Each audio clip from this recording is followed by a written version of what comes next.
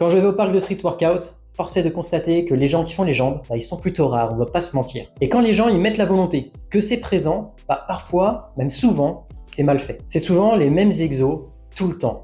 Et en général, les jambes, elles sont à la traîne. Dans cette vidéo, je vais te montrer ce que les gens qui s'entraînent au parc de street workout ou chez eux font pour les jambes. Je vais t'expliquer pourquoi ça ne va pas et pourquoi c'est même plus contre-productif qu'autre chose. Et je vais aussi te montrer évidemment ce que tu devrais faire selon moi en tant que coach sportif. Bref, si tu veux vraiment développer tes jambes sans salle de sport, cette vidéo, elle est faite pour toi. Hello à tous, moi c'est Jérém et mon objectif c'est de t'aider toi à prendre de la masse sans salle de sport, mais surtout en bonne santé. Si cet objectif te parle, abonne-toi, active la cloche et tu peux même télécharger 4 séances complètement offertes. Le lien il est dans la description. C'est gratuit. Et je t'ai même rajouté une séquence de mobilité de 10 minutes. Et pour tout te dire, tu recevras aussi une dizaine de mails dans lesquels on va aborder la partie entraînement, la partie nutrition, et il y a un max d'infos dedans, je suis très content de ce que j'ai fait. Donc télécharge ces 4 séances si tu galères, c'est gratuit. Bon, c'est quoi le cliché des mecs du street workout? C'est effectivement qu'ils ont pas de jambes. Et ça se comprend. Les jambes, c'est beaucoup plus dur à travailler dans le sens où ça supporte notre poids. Dans la vie de tous les jours, c'est beaucoup plus fort en fait. En fait, ce que font la plupart des gens, ça va être un enchaînement de squats, et puis, allez, on va faire des Bulgarian split squat, des squats bulgares. Et puis ensuite, qu'est-ce qu'on va faire? Eh ben, on va faire des fentes marchées, tac, comme ça. Et pour les plus aguerris, après, pourquoi pas un petit peu de pistol squat, si jamais tu as la mobilité et la force nécessaire. Si tu fais ça, en fait, il faut arrêter. Tu as tout le temps des mouvements avec le même pattern de mouvement, flexion de genou, flexion de hanche, dominance quadriceps, dominance fessier. Si tu fais ça, tes ischios, ils passent complètement à la trappe. Et le pire dans tout ça, c'est qu'il n'y a absolument aucune surcharge progressive.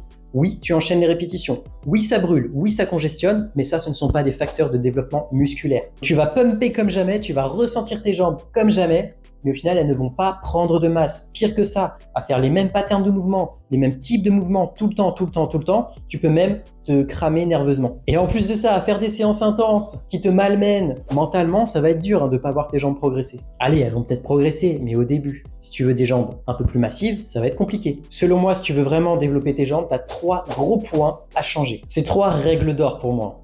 Tu peux pas passer à côté. La première règle, ça va être de rééquilibrer le travail. Vraiment, tu travailles tes quadriceps, tes fessiers, ok, mais il faut aussi travailler tes ischios. Tu travailles pas tes ischios, tu vas simplement augmenter ton risque de blessure en fait. Et en plus de ça, tes jambes, elles vont pas se développer harmonieusement. Concrètement, c'est simple. Tu choisis les squats en premier exercice. Dominance quadriceps, fessiers, pas de problème. Mais en deuxième exercice, tu vas choisir un exercice à dominance ischio. Ça peut être des leg curls, ça peut être des Escher good morning. Les gens qui te diront que les ischios bossent sur les squats, c'est faux, ils se trompent. Lorsque tu vas faire un mouvement de squat, tu vas avoir une flexion de hanche et aussi une flexion de genou. Et ça, en fait, ça va avoir pour incidence de maintenir exactement la même longueur de tes ischio-jambiers tout le long du mouvement, ou à peu près. Ce qui veut dire qu'il n'y a aucun étirement musculaire sur tes ischios. Ils vont juste avoir un rôle de stabilisateur principalement. En fait, avec ce type de mouvement-là, c'est les fessiers qui vont tout prendre. Là, oui, je suis d'accord. Oui, il y a besoin d'élastique, mais ça, je me tue à te le répéter depuis des vidéos et des vidéos. Tu as Smart Workout Pro qui a sorti un super pack pour moins de 100 €. Tu mets le code JEREM5 et tu vas avoir un prix hyper intéressant pour plus de 120 kg de résistance aux élastiques et une multitude d'exercices possibles en plus. Le lien il est dans la description si jamais. D'ailleurs, si tu passes par mon lien en description, je te remercie parce que ça soutient la chaîne. Ce style de matos, tu le mets dans ton sac, c'est léger, ça prend pas de place, c'est pas lourd et tu l'embarques avec toi au parc pour avoir un travail harmonieux de tes jambes. Ou alors tu le laisses chez toi et tu l'utilises chez toi en voyage. Bref, c'est hyper complet et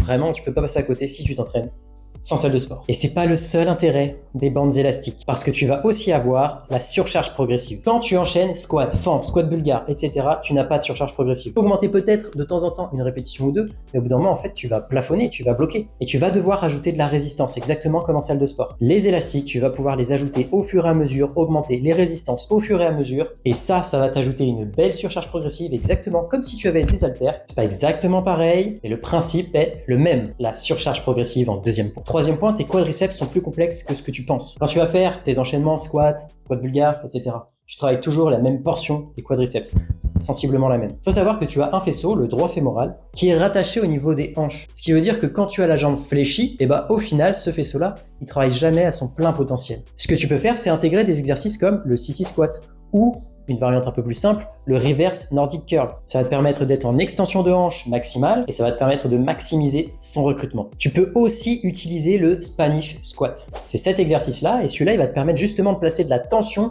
quand tes quadriceps seront plutôt en position raccourcie. Je t'ai dit qu'il y avait 3 points en début de vidéo, mais en fait, il y en a un quatrième. Je vais te parler des mollets. Les mollets, allez, 90% des pratiquants vont les passer à la trappe. Fais-les en début de séance. Depuis que je fais ça, je ne les oublie jamais. Et en plus de ça, si tu insistes bien sur la partie étirement et la partie contraction, ça va te permettre de déverrouiller un peu tes chevilles et ça va te permettre de gagner en amplitude sur tes mouvements, d'être beaucoup plus à l'aise sur tout ce qui est squat, squat bulgare, pistol squat, etc. Et j'ai un 5e point bonus parce que je t'en ai déjà parlé dans mon ancienne vidéo, c'est bosse ta mobilité. Bosser ta mobilité, ça te permettra de tenir dans le temps, mais ça te permettra surtout de débloquer des mouvements auxquels tu n'as peut-être pas accès aujourd'hui. C'est le cas des pistol squats, hyper exigeants en termes de mobilité. Débloque-les et ta prise de masse au niveau des jambes va se passer pour le mieux. Ce dernier point, il est tellement négligé que j'ai envie de travailler sur quelque chose dont je te parlerai plus tard, mais qui pourrait être hyper utile. Vu le travail que ça va demander, je te le dis direct, je pense pas que ça sera quelque chose de gratuit. Il y aura peut-être une partie gratuite. On verra ça, c'est pas encore prévu pour tout de suite. Ce sera plutôt pour